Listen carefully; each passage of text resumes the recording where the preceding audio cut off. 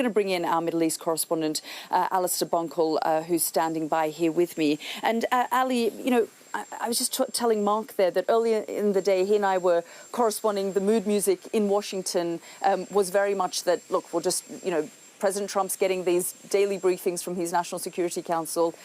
He's just assessing the situation. You and I were hearing a different kind of tone here in this country. There was a sense that something was building up. And of course, yes, it's a surprise here at 3 o'clock in the morning. But the sense and the direction that things felt like it was going in Israel was that perhaps this weekend would be when it's going to happen.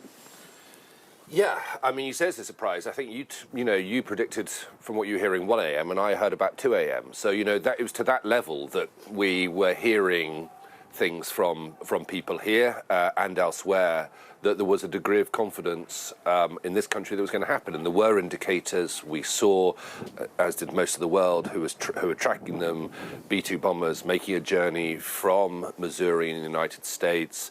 The US Embassy, for example, here in Jerusalem put out a message to all of its employees telling them to shelter in place. There were rumors on Israeli media. So it certainly felt like something was going to happen, and it has happened. I completely agree with what Mark was saying as to what might happen next. I think it is, firstly, far too early to know what kind of damage and how successful or not this attack has been.